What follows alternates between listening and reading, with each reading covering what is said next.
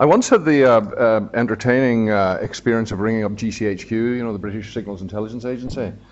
And before I got through to who I want, a recorded message came on saying, for training purposes, some of this, we do record telephone conversations. And one of the interesting things about writing and studying in this area of espionage and security agencies is that people will actually believe almost anything you say.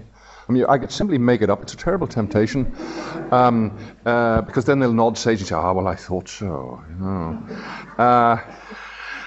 And what I'm going to talk about a bit is hybrid history. What I've written is an official history, and one of the there was quite a long discussion with the publishers, and I'll have a word to say about the publishers in a minute, about what to call the book. And it was also seen in terms of the context of the history of MI5.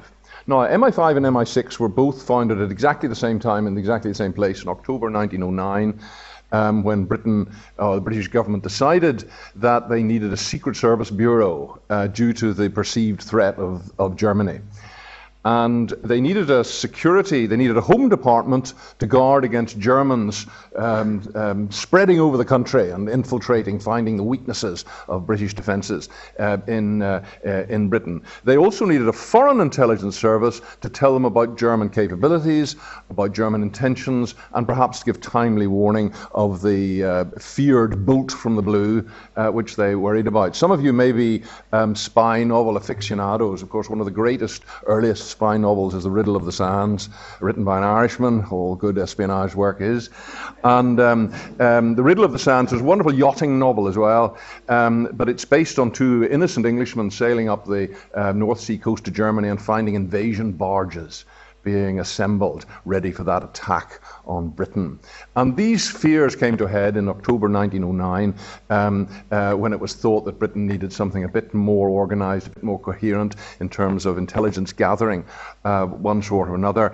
So they set up the Secret Service Bureau Home Department, which turns into the Security Service, MI5, and the Secret Service Bureau Foreign Department, which turns into the Secret Intelligence Service, MI6.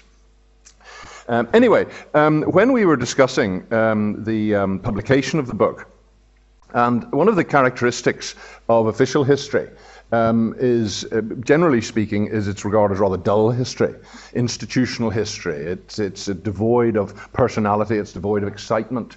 Even though they tend to be, in their original manifestations, war histories. And it's quite difficult to take the complete excitement out of war, but many official histories. Though Charles Bean being a notable exception, perhaps, to that criticism. And there's a very famous history of British intelligence in the Second World War in 5 volumes, produced in the 1980s, eventually published in the 1980s by a team led by Sir Harry Hinsley, a wonderful, great man who was the master of my college at Cambridge, and would have disapproved mightily of the exercise, the history I was writing.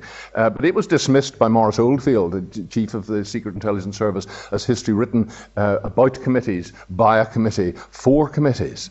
And that's always one of the problems. On the other hand, I saw official history as a kind of badge of quality. The Club of Official Historians is a good club to be in. Sir Keith Hancock, Australian, Sir Michael Howard, Sir Harry Hinsley, Margaret Gowing, who wrote about atomic policy. These are historians, you want to be associated with. So I pressed very hard for the book to be called an official history. And the publisher said, no, that's going to be dull history. The service, in the meantime, wanted it to be called A History of the Secret Intelligence Service, which, of course, the publishers didn't want, because nobody knows what the Secret Intelligence Service is, and everybody knows what MI6 is. And there, immediately, as one of these problems, is this enormously powerful brand of MI6, which the publishers wanted to exploit, and which the agency have a kind of love-hate relationship with. I mean, it is a force multiplier. In terms of the message. And of course the terrible JB word, James Bond, with whom the service has this love-hate relationship. They love the kind of issue, they love the presence, they love the brand recognition, the most famous single spy ever, but they hate the kind of baggage that Bond comes with. Although you will find James Bond mentioned on the MI6 website, or the Secret Intelligence Service website, if you put in www.mi6.gov.uk, it will take you to the Secret Intelligence Service website. So even they have possessed MI6. Now, MI6 is a literally meaningless term, adopted at the beginning of the Second World War to provide a sort of post office box for the service, and it's a cover name. It was never part of military intelligence, never fully part of military intelligence. One of the characteristics of MI6 is that from the beginning it was an inter-service agency, funded parent department, the Foreign Office, Department of External Affairs, and crucially funded by the Foreign Office, but serving among both the Foreign Office and also the service ministries, the Admiralty and the War Office, and later the Air Ministry, and in both World Wars, economic warfare departments as well.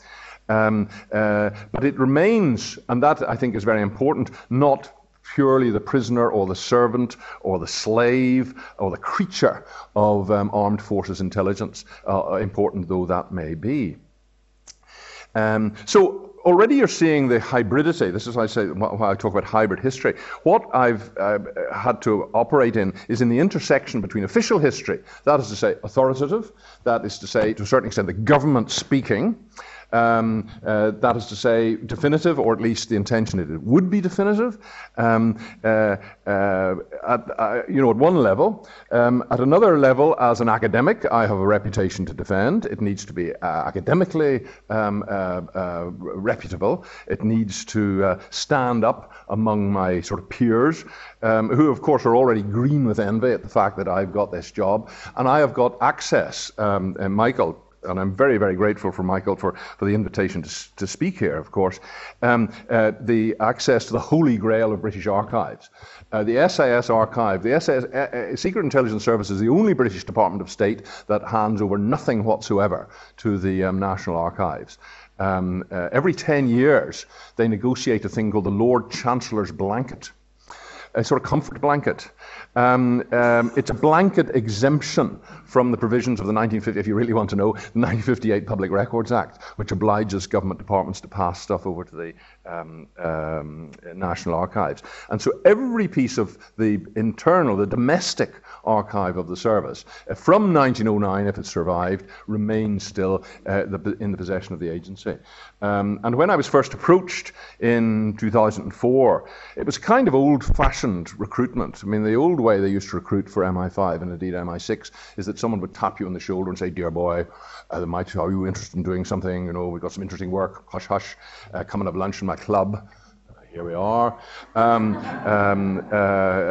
of thing. And it began that way. I was doing a fellowship a year in Cambridge, and it went that way. You will notice, in fact, the frontispiece of the book is a letter to Mansfield Cumming, then in charge of harbour defences in Southampton, from the Director of Naval Intelligence saying, "I may have something interesting for you, come up to see me in London." And that's exactly that kind of informal network, old boy network, recruiting technique, which works quite well, unless the old boy you're recruiting, or indeed the young boy you're recruiting, happens to be Kim Philby, which is a problem. Or potentially a problem, certainly was a problem. Anyway, it then turns into a much more formalized exercise. I had to produce examples of my writings. I was interviewed. I wasn't the only person interviewed. But the hook they got me, I mean, the great attraction was to say, from an early stage, I said, "Do I get access to the archive?" "Yes, you get access to it." And from that moment, I was hooked. You know, I'd agreed in principle, and it was enough to take me through. Now, conscious of the fact, though, that it's a kind of Faustian pact, is that by being judged sufficiently reliable or pliable or whatever, it might be, to write the history will disqualify me in the eyes of some cynical sort of non-believers, disqualify me from writing a proper, dispassionate history. So that's where the professionalism comes in. I mean, I do have some sort of reputation as a historian to defend, which I want to build on. And so there's going to be a tension between, as it were, being a servant of the government, being a government historian, and being an independent academic. No, I wasn't a member of the service. I was a contractor. I was brought in as the hired help. I think that's quite important. Now, there's a third area, though, of interest with the book, and that's the publisher's interest, the commercial interest. Part of the funding of the book was predicated on raising money from the private sector. And MI5 were out of the traps first, and they had commissioned a history for the centenary. I mean, this is, you see, that was one of the important dynamics for this. All successful organizations like to celebrate significant anniversaries. Indeed, one of the questions I was asked at the interview was, did I regard this agency as a successful organization? Now, there are moments at job interviews when there's a right answer and there's a wrong answer. And what I said then and what I say now is that it survived as an autonomous, independent organization for 100 years. It's doing something right. It's meeting whatever needs, real or perceived, and it's meeting them successfully enough to have survived. And that's a kind of agnostic answer. I mean, I would go further now, having written the book, to say it made a major and important contribution to victory in the Second World War, and that's not an insignificant achievement. And it may well still be making a positive contribution, but I'll when I get to talk about the terminal date, I'll have something to say about making remarks about the contemporary events. But anyway, the part of the funding of the book was predicated on raising money from the private sector, and MI5 had sold the book for quite a lot of money. And in order to, I mean, I'm not very expensive. I mean, historians, I work in a university, and we're not very expensive. But in order to hire me, to buy me out for 4 years, and with full-time research assistants of one sort or another, you get into a six-figure sum very quickly, in pounds, if not also in dollars. And although nearly the same thing now, I found my horror when I try and buy a coffee or a bun in a shop. But it was great in 97, 98 when we were here, and we would go around saying everything's very cheap. And our Australian friends got a wee bit anxious, a bit sort of pissed off at us saying this all the time. So they're much more pleased to discover we're on the cheap end or the difficult end of the economic advantage for this. Now, but to raise money from the private sector so that the agency could say that they're not spending valuable resources which they ought to be spending on chasing after difficult people in problematic parts of the world. But that meant going around and doorstepping publishers to sell the book. And I had the joyous experience, and I won't ever, I think, have it again, of going around to perhaps a dozen British publishers and later a dozen American publishers, not trying to establish whether, I mean, I've tried to sell books to publishers before now, but not trying to establish whether they wanted to publish a book, but how badly they wanted to publish it. Everyone wanted to publish the book. And again, I wouldn't be standing here talking to you if it wasn't this wonderful subject with this kind of interest multiplier, not just a force multiplier, but an interest multiplier on it. I mean, I can lecture very interestingly about Sir Henry Wilson, but no one ever invited me to come all the way to Australia to talk about Sir Henry Wilson. So there we go. Anyway, so eventually the publisher selected to publish it in Britain. It's published in Britain by Bloomsbury. So it's Harry Potter money. They had lots of money. And do you remember all that sort of theatricality of the Harry Potter volumes about the secrecy, and they wouldn't release the story in the last minute, and people queue up, and it would be midnight when they'd finally find out what was Harry's latest adventures and all this sort of thing. And there was a wonderful moment when we were discussing launching the book, and we had the publicity people from Bloomsbury on one side of the table, and a number of sort of press and communications people on the other side of the table. And the communications people from the in-government were saying, well, now we'll be able to leak a few, our trusty journalists in the security sort of field, we'll be able to leak a bit of information about the book. And the Bloomsbury said, no, there's a strict embargo, as there indeed was, on the book, absolutely strict embargo. And they said, no, we'll be able to do that. We are very good at that, they said, government. And Bloomsbury said, no, it's a secret. Don't you know what secret is? And there's this kind of tension, but you see this tension between the public sector and government and the private sector who are actually engaged in making money from the exercise. And once you've sold the book for all that money, then that's a hostage, a potential hostage to fortune about it. So what you have is this hybrid history now, or mongrel history, if you like. Now, what we know is that thoroughbreds are always falling ill, and they're very delicate and sort of nervy creatures, but that hybrids and mongrels are healthy and go faster, usually, or at least they have a longer shelf life, one sort or another. So perhaps it's best to be a hybrid history, but it has to meet a number of potentially incompatible needs. It has to be definitive, and in that sense, the book had to cover organization, it had to cover finance, it had to cover training. Now, the great reorganization crisis of 1942 may not be what the airport bookstall reader will pluck it off the shelf for, but it's surely very important. There's a chapter 18, called Post-War Planning. Looks a bit dull, doesn't it? But post-war planning, people are always asking me why it stops in 1949, and why is there nothing after this, and I'll tell you in a minute. But in fact, in the post-war planning chapter are the elements of the service as it existed in the 50s, 60s, and 70s. The essence of how it was organized during the whole Cold War were laid down in a committee which sat during the end of the Second World War, and a reorganization committee within the service in the immediate post-war period. So chapter 18 is actually very important, and chapter 18 contains one of the big secrets, revelations of the book, the whole series of engagements which nobody had ever heard of before. Again, when we were launching the book, the publishers wanted to know what's the big secret, what are they going to, what's the master spy, preferably mistress kind of spy, Mata Hari business. That's the way people think about this. Now, there are a number of individuals who are very important, but that is not the general nature of human intelligence.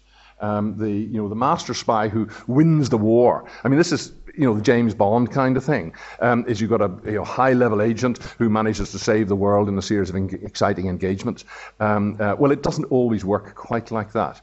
And what you have more characteristic of human intelligence, of human, is a kind of pointillist painting with a lot of tiny little bits and pieces, a jigsaw with small pieces in which a lot of individual people collecting tiny bits of information aggregates up to the big picture. And those individuals are doing enormously hazardous things. For example, train watchers or ship watchers. This doesn't sound very exciting, but it's an essential part of doing, as it were, traffic, mapping the traffic, strategic traffic of the enemy. So you'll get train watchers in occupied Belgium in the First World War, and indeed in the Second World War. In the First World War, knowing where the German trains are going, having people in there who know what to look for in the trains, who are able to identify German military units, and from that you can predict the possibilities of an offensive, the 1918 Spring Offensive. They knew it was going to come, partly because of the information that's coming from the train watchers. Again, in 1940-41, it does matter which direction, whether the trains full of German soldiers are going east or going west, or indeed south, east, as it might be, as to where the Germans were turning to next. If you're looking for the Tirpitz up the Norwegian coast and it's moving in radio silence, then all the Germans, the signals intelligence, all the ultra stuff, that great, and the greatest intelligence triumph of the Second World War is the, the ultra secret, the Enigma codes, Bletchley Park, which was run by MI6.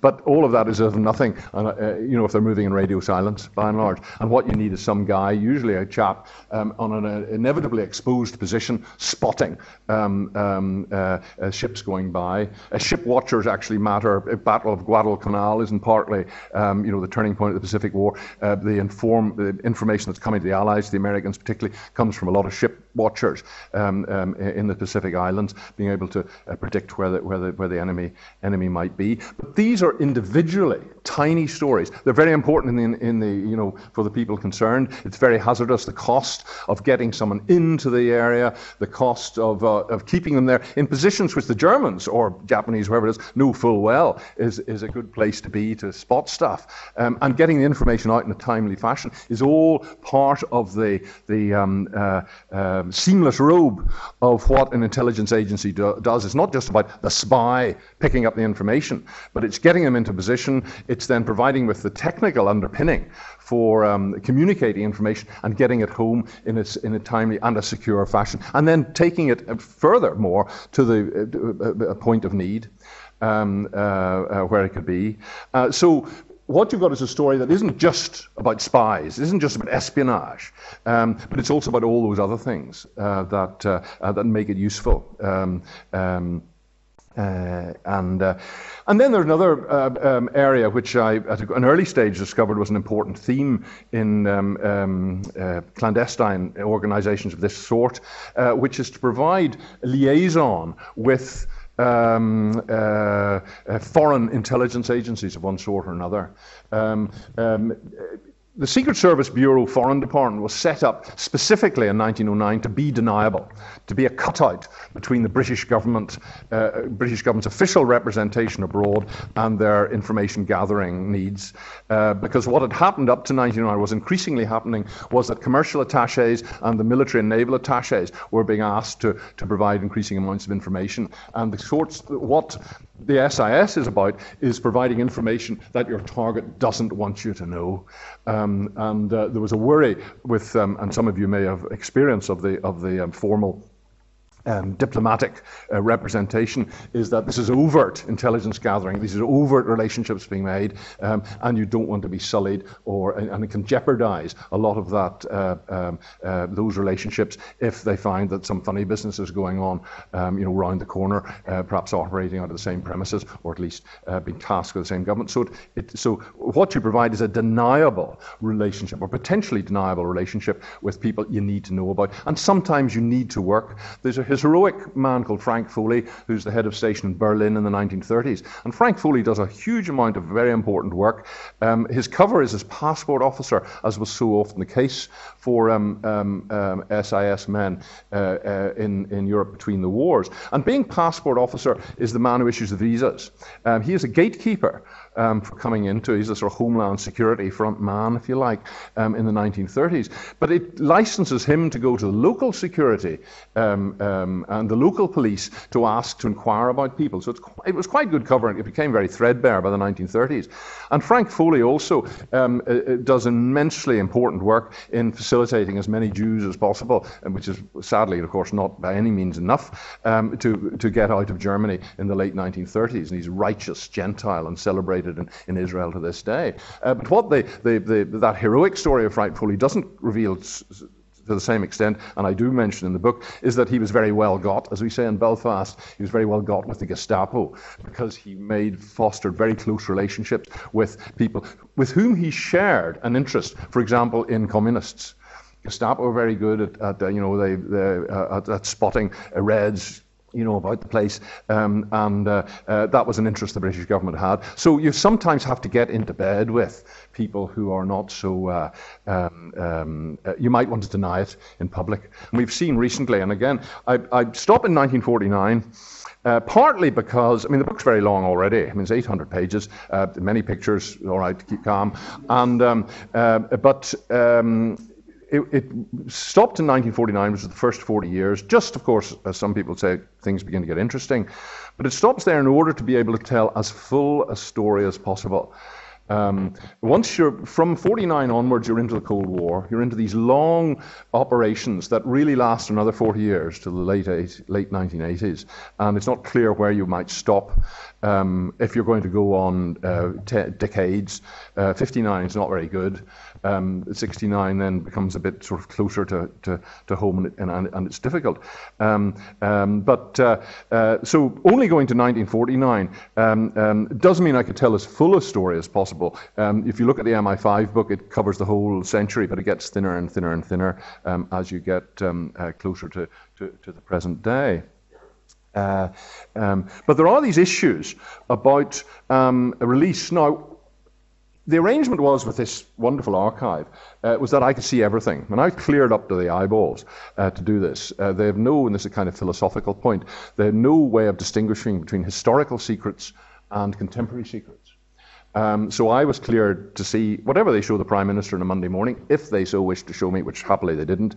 But you know, I had full clearance. And the deal was that I could see everything. And I'm pretty confident that I've seen everything they've got, unless, and it's, I suppose there is a kind of just a tiny corner of material that they didn't know they'd got. Which is not as silly as it may sound, because it's a kind of organization that does squirrel away stuff. In a way, and at a quite late stage, someone came around and said, we've discovered at the back of the chief's cupboard appointments diaries for the Second World War for the chief. Are you interested? Well, God, am I interested, you know.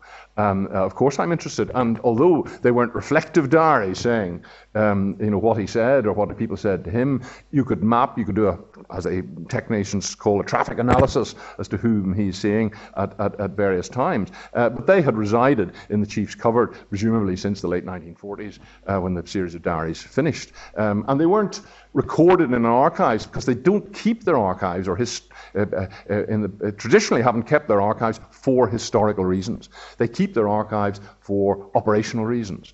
And that means that there have been quite a lot of destruction along the way for materials that they mightn't want. Now, because it's intelligence and because it's MI6, then the supposition is that all destruction is for sort of mendacious reasons, is to suppress the truth. And in a generalized way, that's true, because up until 1994, the organization didn't exist at all. I mean, you will know better than I that pantomime that went on in the Tasmanian court during the Peter Wright affair, where Sir Robert Armstrong, most distinguished English public service of his generation, was eviscerated by a young Tasmanian, or a lawyer, Turnbull.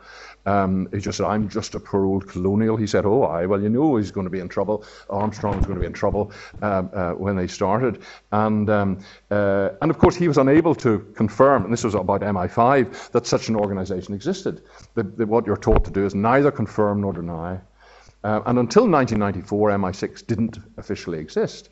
And the 1994 Intelligence Services Act that year, Clause 1, provides that there shall continue to be a secret intelligence service, which then kind of give a retrospective thing. So there's a problem about an organization which doesn't, it didn't exist at all. And because what it does, as opposed to MI5, is that it inevitably breaks people's laws. It will break foreign countries' laws. So what it does is inevitably more sensitive and difficult. So that's one reason going to 1949. So the argument was I could see everything. Were there limitations on what I could say? Yes, there were. For example, I couldn't name agents. Now, James Bond isn't an agent. James Bond's an officer. Officers are on the establishment. They pensionable kind of contracts. They last that long. But agents are the people you hire, who are usually foreign nationals, and you might hire them to spy against their own countries. They might come to you, of course, which is a sort of preferable exercise. But whatever it is, they're in a really difficult position. And the agreement made with them is that their secret is safe with us, they say. SIS will say it's in perpetuity forever. So that even if some agent whose name hasn't been released from 1909, what part of national security is going to be jeopardized with this? Well, the part of national security that's going to be jeopardized with this is finding someone turning up in a difficult part of the world and says, well, it's all right after 60 years or 100 years. This kind of perpetuity, this kind of guarantee is a qualified guarantee. And so they have to be a bit careful about that in doing that. Now, that doesn't mean that their stories can't be told. That's what cover names are for. But in some cases, it means that this fullest story couldn't be told. And only about I mean, there are very few instances of that, but there are a number. If you compare closely, and I'm going to finish now because I think it's much more interesting for you to ask me questions.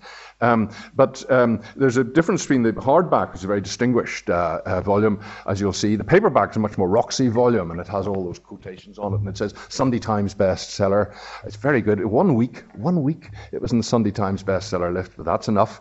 And there was a happy moment when I was above Stephen Fry. Which is a better place to be than below, I tell you. Anyway, the paperback. There's a network in Romania in the Second World War, codenamed Nanny Goat.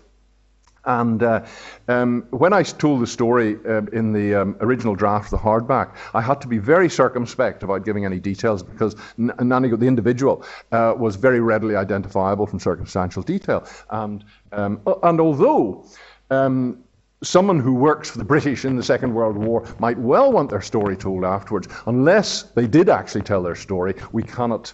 You cannot second guess this. Anyway, so when I was handing around drafts, for example, in-house, someone said, well, this is a very good story, why can't you tell more of it? And I couldn't tell more of it for the reasons I've outlined. Anyway, I'm giving a talk to a group a bit like you in Bucharest after the book was published. Not as nice circumstances as Romania is. Slightly more austere place than Sydney. And anyway, someone leaps up and says, I know who your man Nanny Goat is, so-and-so. Correct name. So I said, and I've been trained to say I can neither confirm nor deny that's the case. What's your evidence for this? And Nanny Goat was arrested in the summer of 1944 when Romania was changing sides from the German side to the Allied side. And although they particularly wanted to ingratiate themselves with the Soviets, they also were quite keen to keep in with the other allies. And Nanny Goat tells his Securitate captors that he'd been running British intelligence for the past 4 years in Romania, and it saves his life.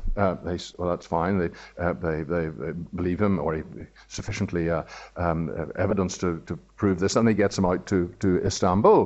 But he wrote in this process a 14-page statement saying what he was doing making perfectly clear, which is available in the Romanian archives. Now, I did look at a few foreign archives, and unaccountably hadn't looked at the Romanian archives. Romanian's not one of my major languages.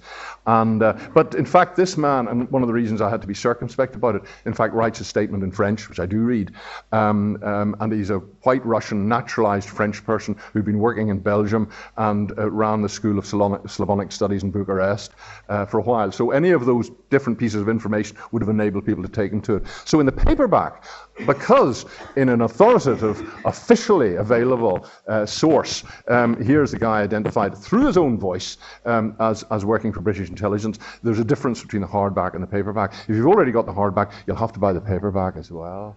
For the extra material. And finally, just to say, keen though I am for you to buy the book, I'm keener for you to read it.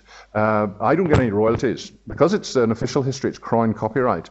So the royalties all go to Her Majesty. And I understand she's coming out to Australia soon. And that's very expensive, as I've discovered, exercise. So you'll be doing a patriotic duty, apparently, if you buy the book.